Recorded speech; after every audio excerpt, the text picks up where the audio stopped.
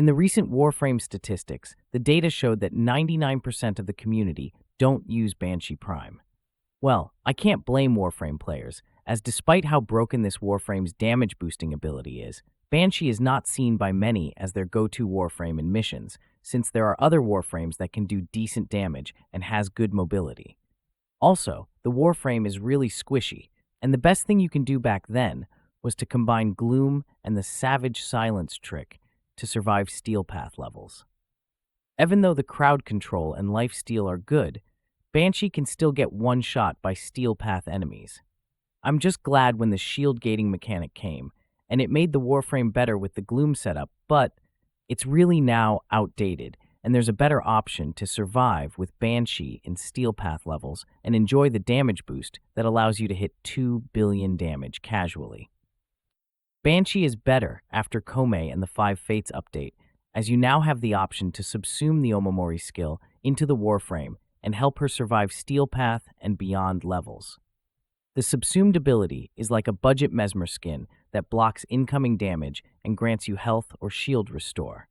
However, Omamori is not a one-skill survivability setup, as it has its limitations. Do remember that the skill has a cooldown once you have consumed a charge, and you must pair this with the shield gating mechanic to fix all the survivability issues of Banshee. In my case, I usually equip a secondary weapon and use these 2 augur mods. Every time I cast an ability, I can restore shield, and to make it better, I also added the Guardian and Shield Charger mods in my setup. You can use any Sentinel for this combo, but I like using either the Nautilus or the Doriga Sentinel for this one. Also, I would recommend using the Verglass Sentinel weapon, as this can shred enemies with the help of Banshee's damage multiplier boost. My Verglass build is dependent on the weapon I am using.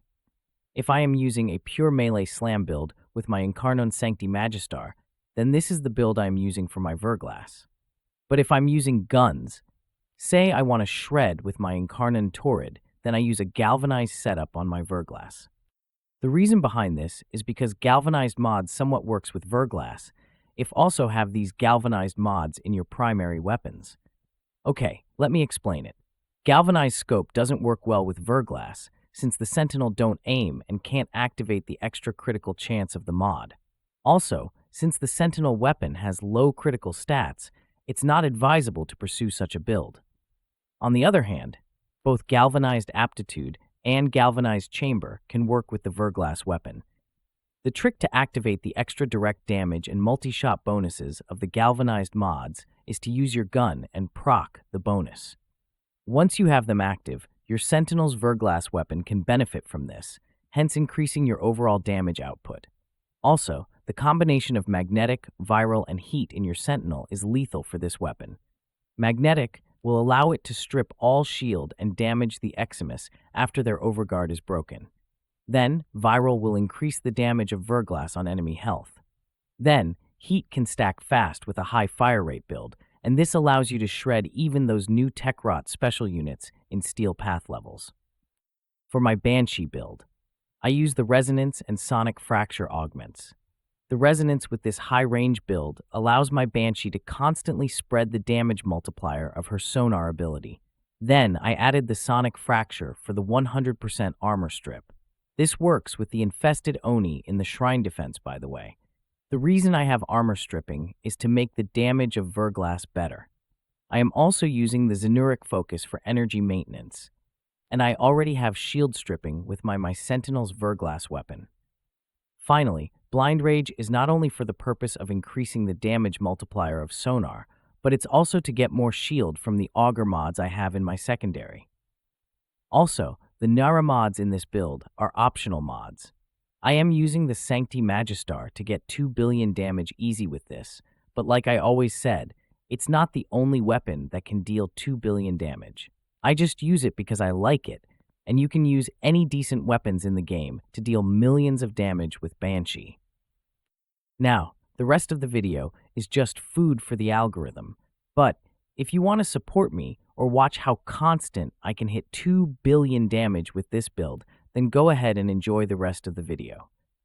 Thank you so much for watching, and I hope to see you on the next one.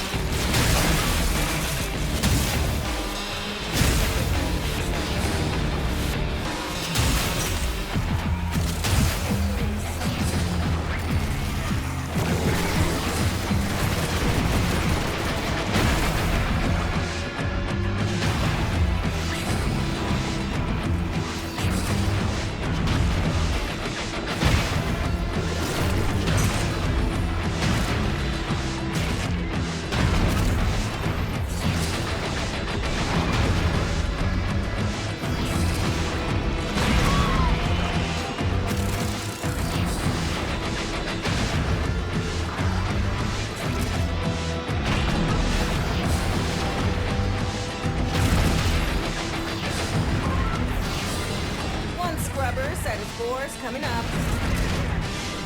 Situation critical.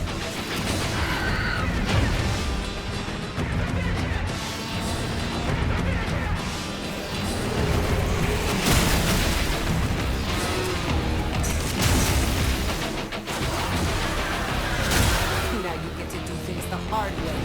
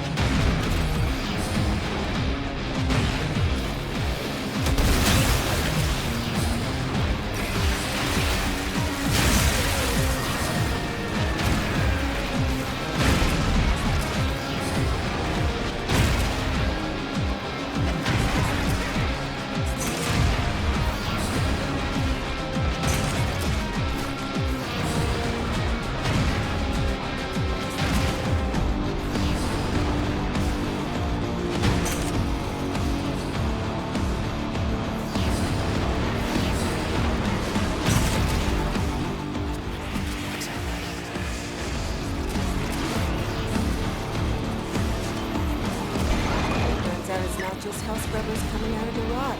There's some stuff in there. Like this. See? My ass is out here on the line too.